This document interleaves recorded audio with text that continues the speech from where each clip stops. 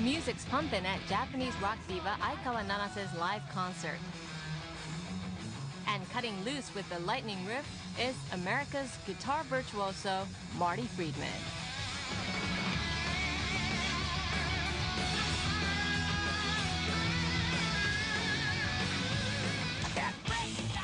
In the 1990s, Marty rose to stardom as a member of the multi-platinum heavy metal rock band Megadeth.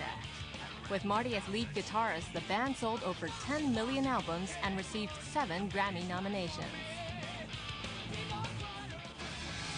But Marty left the band and moved to Japan. Instead of settling for the success he already had in the United States, he's chosen to base his solo career here. This week, he's come into our studio to give us his story.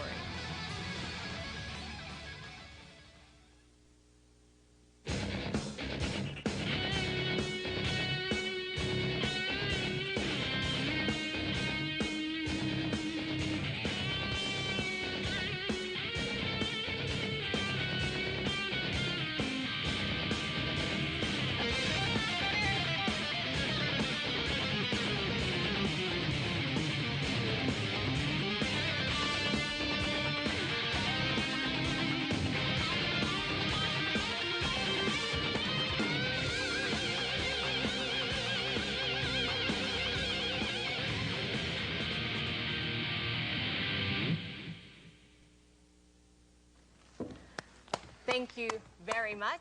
Thank you very much. His guitar has resonated all over the world, and today he's in our studio with his guitar, Marty Friedman. Thank you so much for coming in. Thanks for having me. And I'd like to hear more. Let's take a seat. All right. Okay, so Marty, you've been living in Japan.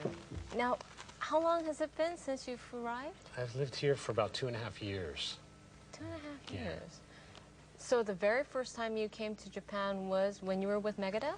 Before that, I was in a band called Cacophony, and we came to Japan on my first tour of Japan, and I was just blown away. I mean, it was like all of a sudden jumping into the future. I mean, America's great, and I love it. It's my favorite country in the world, but I went to Japan, and it was just like the future.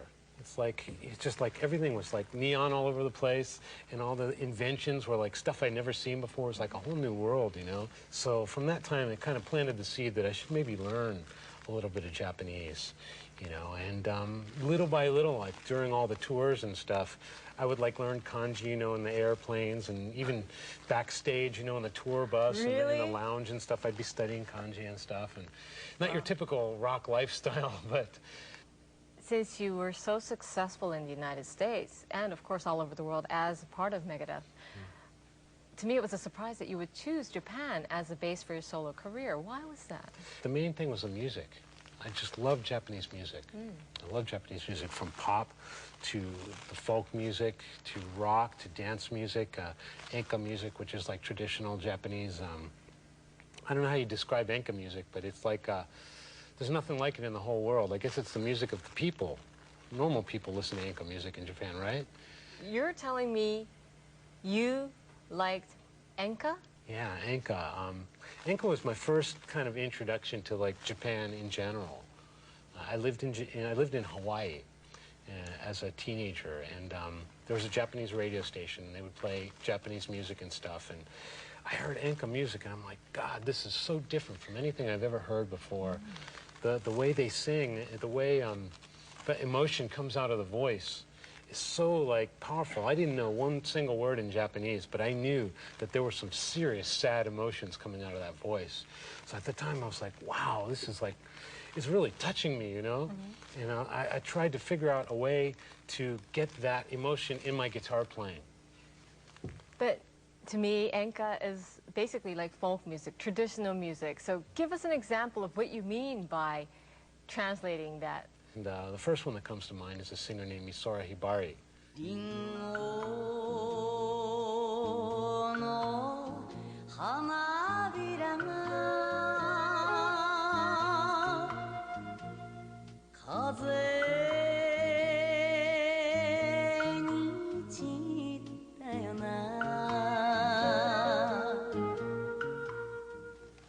Melody. It's really nice to play on guitar.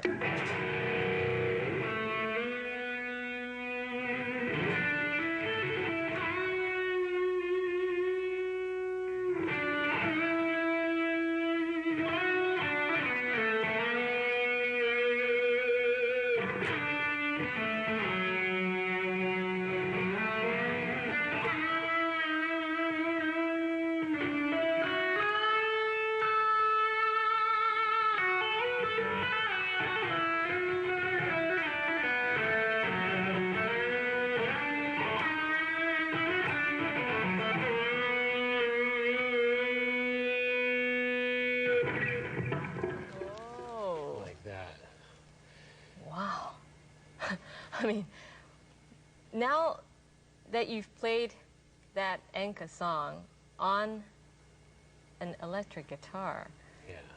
I'm beginning to see that connection you're talking about. To me, as a musician, the goal is to make your instrument like a human voice.